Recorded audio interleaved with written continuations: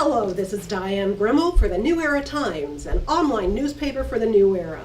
And today we have a fascinating guest with a fascinating story. Kent Smith went from working within the scientific community to meeting the love of her life, only to lose him in a tragic accident. But she was able to rediscover a connection with this man after his death. And this is a story that is not only absolutely fascinating, but perhaps will eventually prove life after death exists, and that we indeed will reincarnate into a future lifetime. So welcome, Kent Smith. It is wonderful to have you here. Thank you for being here. Diane. It's great to be here. Yes, and so Kent, you wrote a book about this. This is a wonderful book called Love Promised, A Future Life Revealed. Mm-hmm. And this is a book I've read and highly recommend. So Kent, what is it that got you started on the path to this book? Can you tell us your story, how this came about? Wow. Love Promise is truly a love story that transcends time and space. Yes. And it was personal experiences, though, that took me down this path of wanting to know more about who we are as human beings. And that was due to having out-of-body experiences as a child. Wait a minute. Okay, so you worked with NASA scientists, that type of thing, and you also had out-of-body experiences as a child. Right. So you were kind of uniquely prepared for the unusual nature of all of this, yes? I think that prepped me for what I was going to experience later in life, yes. Okay, so you were used to having unusual psychic type experiences, and you took them sort of for granted?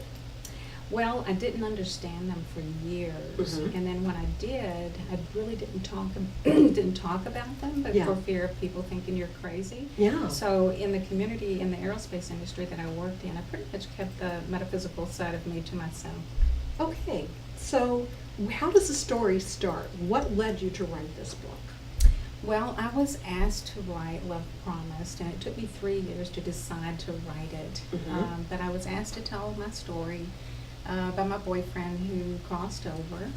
And his name was Russell? Russell. Okay. Right, due to a fatal car accident. And then he let me know right away that he wasn't dead. So as soon as he passed over, you started having occurrences, synchronicities, that helped you to realize he's still connecting with me? Yes, exactly. His family, and I had some unusual experiences, such as waking up one morning to find the hand-painted egg on the pedestal, on the thin pedestal, perfectly balanced on its side. Wow. And I questioned, of course, with my analytical side of my brain, how can this be? Yes. And I knew that I could not have knocked it off, or hit it, or it would have knocked it off completely. So the next morning it happened again after I had placed it back up, and I knew that was one way that Russell was trying to let me know that he was around.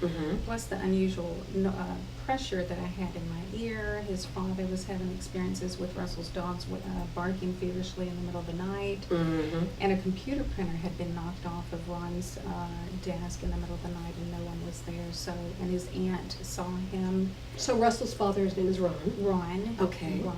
And so we were all having, just within a matter of a week before Russell's funeral, A strong feeling like there's someone here, something's happening, things are moving, things are happening. Electronic devices going off and on. Were you also getting feelings, sensations, words coming to you, pictures coming to you? Were you getting that kind of communication? We were getting some of that. Another thing that I was hearing on the radio, or when I walked into a store, songs that I'd heard before, but they really came alive. Yes. And some of the words to the song almost seemed like Russell was talking to me. It Okay. really drew my attention in, so much so they were so significant at the time that they came to me that I put the words to the songs in the book. Wow, that's beautiful. So you start back when you met Russell. This was quite a love story. Yes, it was. Okay. Filled with a lot of passion. I met Russell in 2003. Okay. When I moved into a small condominium complex, and oddly enough, or not so, he moved in that same complex the same month that I did. Okay, just it happens that way, though, that two people are meant to cross at this point. Right. And so there they are, right at this point. That's it. Exactly. And so our paths crossed quite a bit. And the more we got to know each other, the more our conversations became more like therapy. And we realized that we were both at a transition Yes. point in our life, and we were moving on past, some pain that we had experienced in our lives. He had quite a traumatic life, is that yes, correct? Yes, he did. He came from a troubled past, had a lot of love of family and support, but he did have a troubled past, and I think he was trying to move on from that, and he struggled with that. So you felt when the two of you came together that this was a relationship for both of you that was helping you move into the future, that was helping to ground you in the now and to let go of the difficulty of the past. Right, right. We both looked at it that way. Okay. Yeah. And so move forward a little. You and Russell moved in together? We did move in Mhm. together. We eventually, or accepted that, I honored my feelings, I should Yes. say, because Russell was quite a bit younger than me. So once we honored our feelings, we decided to move in together. And yes, then life was just, we moved past the therapy to just having fun. And he filled me with the passion that I... He had a sense of humor. Oh, definitely. he did, he Yes. did. And that even, comes out in the communication that we had later on. Very clearly. And that's what I think is interesting when you write about the communication that you had with Russell, which becomes eventually very, very clear for you, doesn't it? Yes, yes. And when those conversational moments come in, it's fascinating how much humor Russell brings into it and how much energy he brings into it and how clearly he truly loves you. Oh, thank you. Yes. And I think that is a way that they let us know, hey, this is me, because we Right. recognize them. They still have their personalities, and we recognize them through the way that they used to be when they were here with you. During the last year of your relationship with Russell, there were some ups and downs, correct? Yes. Okay. Yes. And a lot of this, would you attribute, I remember from the book, a lot of it seemed to be directed at his past, at trying to overcome some things that had happened to him, correct? Yes, yes. Okay.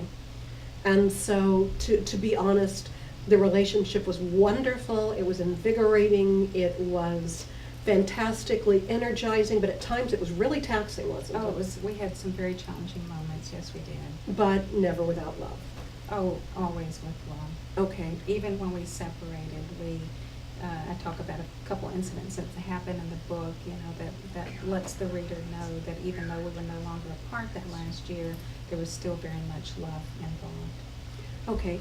And do you feel that Russell was your soulmate? Yes, I do. How do you define that? Because a lot of people will say, we have one soulmate and this is our person and it's our other half, and different people have Right. different definitions.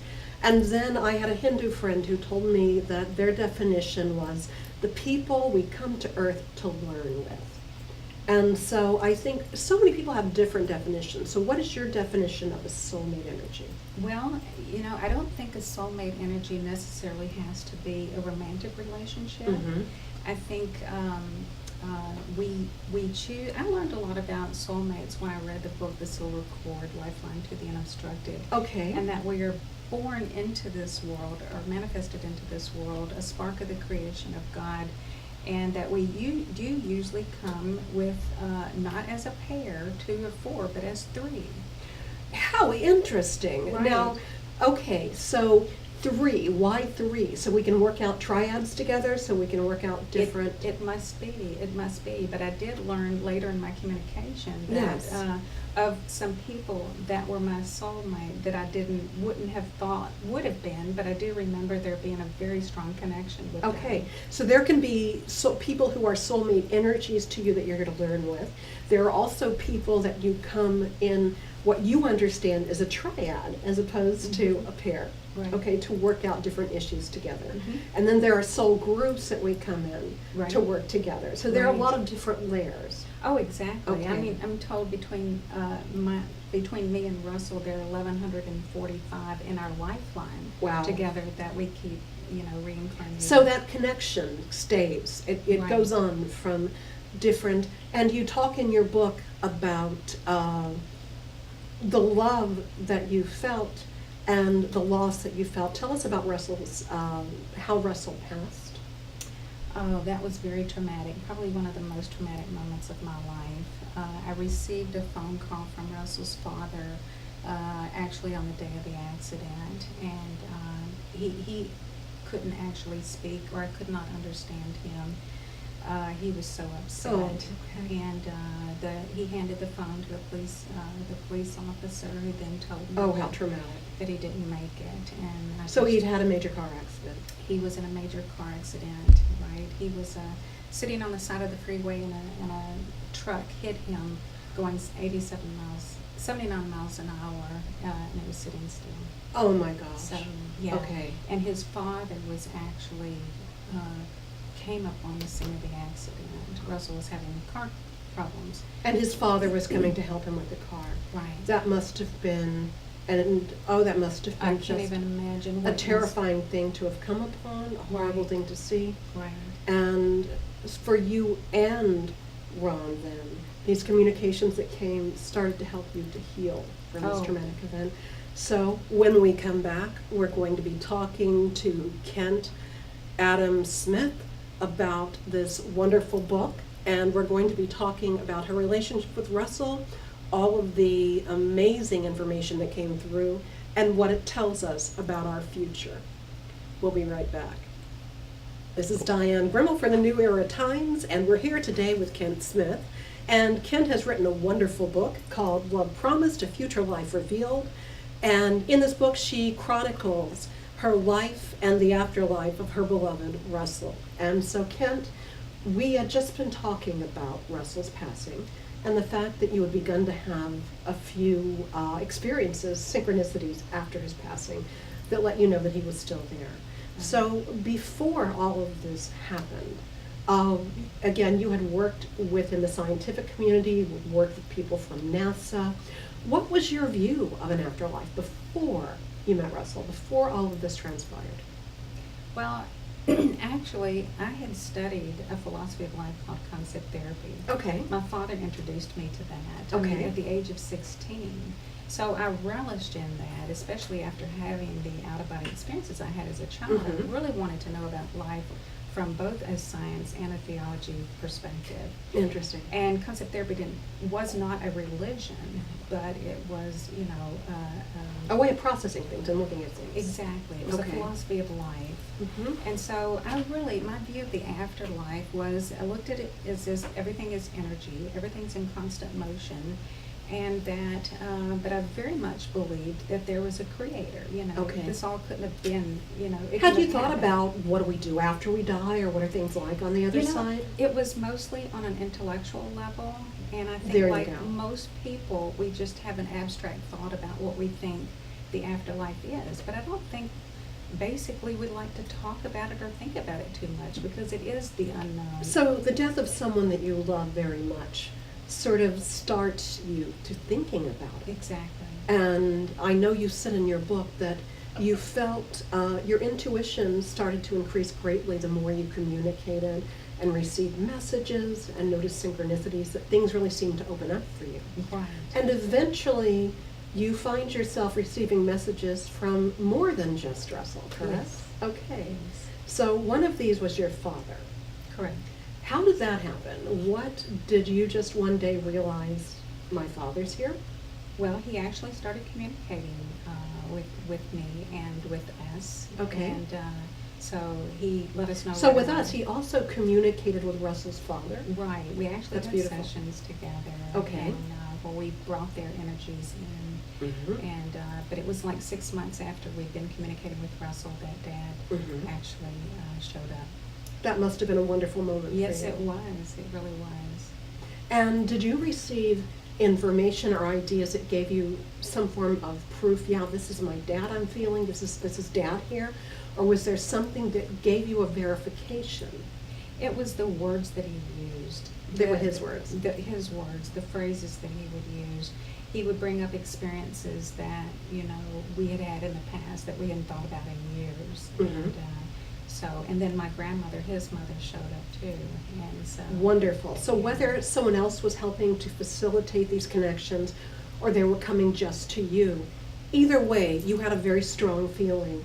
This is my loved one. I know I'm connecting. I know that they're here. Right, and I have a Okay. very analytical mind too, so I was Yes. constantly questioning and validating. That's what makes your book so interesting, is that Kent does go into a lot of very logical argument within the book, especially in the latter part of the book, about how things work, why things work, what we're receiving, what we may or may not be able to prove on a scientific level.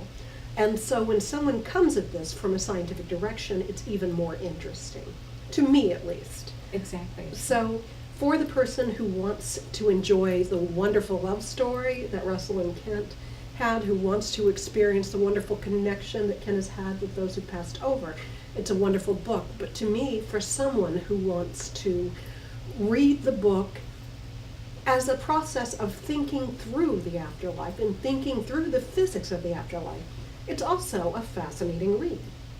So Kent, speaking of the physics of the afterlife, what changed in the way you viewed the afterlife when you started to realize I'm making these real connections with my loved ones? Did you start to feel that there was a physical world to the afterlife, or an energetic communication was the only thing possible? What was your picture of the afterlife? Well, I knew that it was energy. Having felt myself outside of my body before, I knew that there was no such thing as death. But the afterlife had pretty much been an abstract thought. I really didn't know. I always thought that the afterlife was a state of mind. And I really didn't know. So once I realized that I had a connection there, I started asking all kinds of questions because I wanted to know. And I had heard in a class, psychic pathway class by Sonia Choquette, who said Yes. we are all, connected to one another via etheric cords. Okay. And I've heard that theory before, that there's a silver Right, cord. That, right. Yes, so energetically, the connections that we have to each other, you can actually see those in some level, correct? Right. Well, I was gifted photographs of those because I truly asked, I was told who my spirit guide was. And so I asked my spirit guide, I said, how does it work? How are we energetically connected? Because my left brain wanted to know. Of course. And on one of our mini scavenger hunts, we were given clues. I call them scavenger hunts because we were actually given clues about our future life. And that's something I want to get into in a minute. Yeah, That's okay, something we're going to get into. Okay. But I want to ask you before that, did they give you any, let's put it this way, you traveled out of body. Right. So you know what it's like to feel disconnected from the body, yet still aware of your surroundings, Right. and able to have a process, even if it's not a left brain thought process, to have a process of thought. Is that what you relate the afterlife to being, or do you feel like there's more to it? Well, I definitely thought that there was more to it. I just didn't know. And so, that's when I started asking questions and wanted to know. Okay. And Russell told me that, crossing over was like taking off a heavy coat. This is what I want to hear. Yeah, Yes. yeah. He really used analogies that we could relate to. Yes. He said it was like taking off a heavy coat. You have a body, but with no weight. And then he Right. said it was like getting, as far as movement, Right. he said you could, it's like getting out on the interstate going 70 miles an hour when you haven't learned to drive a car. It's kind of Okay. like having to get your sea legs. Wow, I just thought about this and now I'm there. That kind of thing. Exactly. Yes. Exactly. Okay. And you can create whatever it is that you want. Okay. He said that he would always tell us where he was in the room when we were communicating with him. So that way I really, really had the idea that he was an entity somewhere. So he could actually say, well, I'm standing by the bookcase right Exactly. now. Or I'm Okay. floating right above you. Right. Or, he would give us an indication that he was in the room with us and actually tell us where. Okay. So, it was very, very, very interesting because he said that he could hear, we said, well, can you be in more than one place at one time? And he said, no, but I can hear everything and hear thoughts too. That, the physics of it, as we get into it, I find fascinating. Exactly. Well, we're going to take a quick break, Kent, and so we're going to be right back with Kent Smith, author of Love Promised, A Future Life Revealed. It is fascinating. We're going to find out a lot more about the future of our lives as well as Kent's future life. We'll be right back. Hello, I'm Diane Gremmel with the New Era Times, an online newspaper for the new era. And today we are talking to Kent Smith, who is the author of Love Promised, A Future Life Revealed. And this is a fascinating story of love found, lost, and found again in the afterlife. And it might just prove that there is reincarnation. Kent, what I found interesting in your book was that you talked about the fact that you've buried a time capsule that will be found by yourself and your husband, verified in another lifetime in the future. So this is literally going forward 60 years or so. You're going to be able to look at this time capsule and say, this is information that, yes, we can verify from our life today. That is fascinating to me. But you've also, I understand, received some information recently about a past life that you might be able to verify through grave sites. Is that right? That is true, and some people that we know about that I've talked about in Love Promise, we're actually going to go back and look for the grave sites. So the book you published a couple of years back, you're going to find the grave sites of the people that, the past lives that your lover talked about. Correct. From spirit. Yes. This would be an amazing book, okay? So this is information that Russell has given to you recently, and so you're going to be traveling to find these grave sites? They're in another country? We're told to go back to Ireland. Okay. Go back to our origin. Mm-hmm. And there's a lot left to discover. So I'm finding out about even a past life I had 5,000 years ago in Ireland. And then also we will be finding grave sites of people that we were in that life, and we're actually learning more and more now about the dynamics of our families, of our lifelines. Mm-hmm. And he told just today that this particular life that I lived as Aofi, Mm-hmm. or even McMurrow, that it was very significant for the whole lifeline, that it was a significant lifetime for the whole lifeline. Okay. If that makes sense. So you're hoping that when you go to Ireland, you're going to be able to go to graveyards and find the graves of these people that you've already been told, I was this person at this time, this is their name, and you're hoping to find the actual gravestone. Right. Fantastic. Yes. And that is a book I want to read. I understand that you're working now, since you've had all these wonderful experiences in dealing with your own grief at Russell's loss and your father's loss.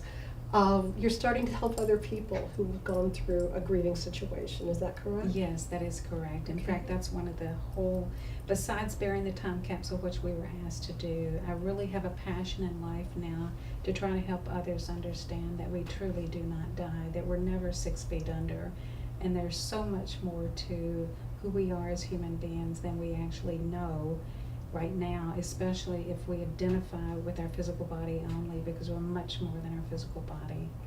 What I like about your story, Kent, is that you did work with scientists, that you have worked with people with NASA, that you have been taught to think in a scientific and linear way, and yet you were finding linear ways to prove what's going on in your life. That is, things that are anything but linear. Finding these grave sites is absolutely a way to sort of verify that the story you were given is indeed accurate. And I know there are other things we've talked about, like predictions that have been made, that have helped to verify the truth. So are there any predictions that you've received in this last bit of information from Russell that you'd like to share with us? Well, I am told that Houston will have a Category 3 hurricane in this year, in 2013. Mm-hmm. Not devastating. Yeah, 2012 was really quiet. Right. 2013, it won't be flooding, but that it will just... Category 3 is pretty significant, yes. Right. So that should happen. We also talked about the North Korean incident that's going on right now, and I was told that they will fire a weapon at South Korea, but it would be unarmed, and but that would happen, yes. Okay, because the ability to look back and say, this person spoke these words. It is April the 14th, 2013, and this person was able to see this ahead of time. And Again, very important proof. And that's what so many people are looking for, is a little bit of proof that they can use. So it's wonderful that you're utilizing both sides of your brain to receive these wonderful messages. And I'm trying to, because I ask questions and I ask it in different ways to verify the information that we're getting. And it's interesting when I ask about how do you see these things. Mhm. And I was told that it's like going to another parallel universe Mhm. where these experiences happened. And he described it as if you're looking at a book or a movie in 3D and you're watching it and reading about it at the same time. And I said, who writes it? And he says, the archangels. Okay, so what that says for us is that if the information you're getting is accurate, there is a higher vibration of beings writing a story for us to act out. Right. Okay, That's what I'm being told. and did you receive information of what the purpose of that story was? The purpose of the story of going back to Ireland? No, The purpose of the, of just whatever story is being written for us. ever story that's being written. I think it's just to prove that that reincarnation is real, and Your story is for that purpose. that our story is, Okay. and that everybody has a similar story. They're just not really aware of it because of the veil. Mhm. We are on a stage of life, and I think knowing all would prevent us sometimes from having the experiences we're supposed to have. Mhm. And when I asked Russell about the purpose of all of this, he said it was to reach out to the hearts of people, to open them up to greater possibilities. And then my dad also told me that that life beyond the body is greatly underestimated, but more seek the answers every day. And so if I can help Beautiful. one other person with their own grief Mhm. through what I've experienced and what I've learned, and knowing that if you are the one still here, there's much more that you're here to learn. You know, so we have to love that person and know that they left at a time when they were supposed to, when it was right for them, and to be able to move past that grief and complete your life and your goals that you set out for yourself as a soul in that lifetime while you're still here. You have a wonderful story that will inspire many people who are going through grief, and I think it will also inspire them to look further into their own lives, into their own psyches, to make that connection with those that they love. So I thank you, Kent, for giving us this little peek into the other side. We at the New Era Times thank you, and I, Diane Gremmel, highly recommend the book Love Promised, A Future Life Revealed by Kent Smith, because it's a fascinating read. Thank you. Thank you, Kent.